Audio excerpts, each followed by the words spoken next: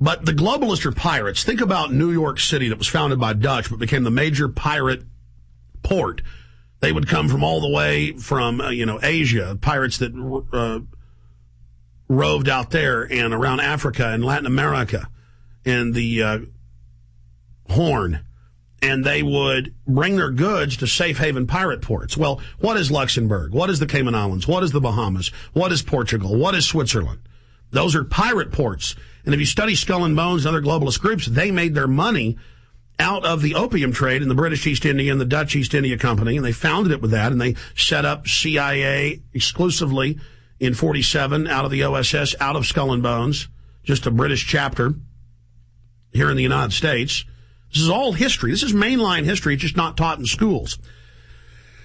And that's why they say little hymns and little prayers at Skull and Bones. And when I was also at Bohemian Grove, they had all these big banners and plaques to different famous pirates because they see themselves as pirates. And they are setting up a global order where they're outside the nations. They don't follow any laws. They're exempt. And they just destroy nations and come in and loot them and then bring the wealth offshore and finance destroying the next nation. That's why big banks will just give billions of dollars of free weapon systems to a Latin American country, to a rebel group, to an African group, to then wreck that country so that country has to fight them, and the banks will fund the terrorists, the rebels, and the government. I was watching, I haven't seen it yet, a clip from the film The International, and the guy's explaining, they're going, why do you think big banks fund rebels or fund terror groups or fund other governments to have a war when they're not even making money on it? Because they make money on the destruction.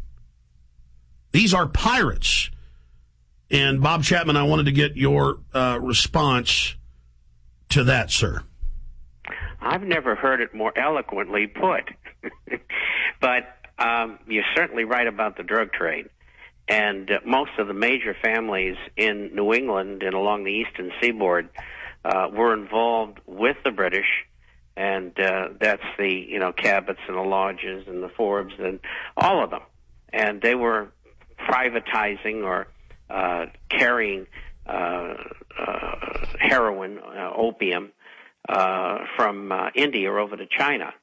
And they made vast fortunes. This was in the early 1800s. The Roosevelts. Yes, they were all involved, all the big names. And that's how they, in modern times, they funded what they were doing. But they did the same thing in the Middle East as well. And you're right about them financing both sides of almost every conflict, because when it's over, they step in and they finance the redevelopment and get even richer and more powerful.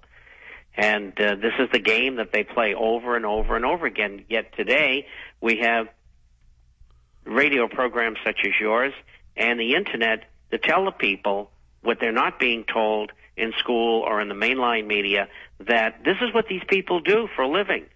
And, if it kills 20 or 50 million people, they don't care. I mean, they are pirates. It's quite an example you just gave. It's really excellent. Well, that's what they say about themselves. They brag that they're swashbuckling pirates, and it's a big joke on all of us. I want to go to calls, Bob. Just briefly, as this guest is coming up later, it's public knowledge. It's a public secret, but most people don't know it. A average guy will be getting married when he's 25. He's making $30,000 a year. He'll buy a $10,000 diamond for his betrothed, and she's got to have it. And they don't know that diamonds are semi-precious, literally, or crap. They're just geographically only in certain areas, so they can artificially control that. And how in the last 150 years they sold this as the gem that everybody has to have is the diamond.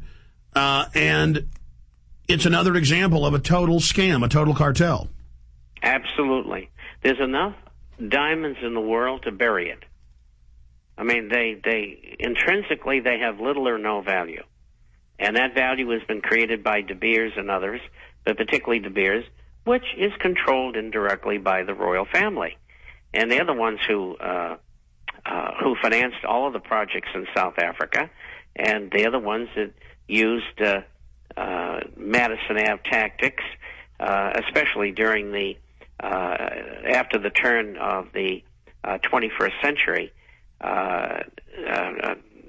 in the early 1900s. diamonds became a thing to have or to do.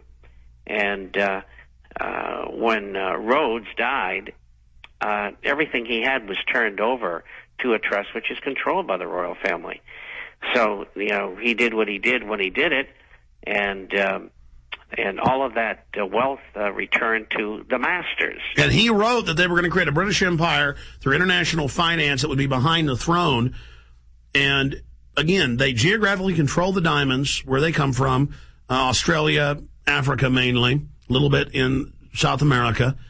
And because they geographically control that, even with mercenaries who they brag they'll send in to kill anybody that tries to mine them, then they call them blood diamonds, anybody else that wants to dig them and not pay their cut. I know we've got to ban this through, humanitarian auspices, total fraud. It's the same thing with drugs. They make narcotics illegal so they can geographically control them to make hundreds of times what the drugs are really worth, which then criminalizes everything and lets them take over that way.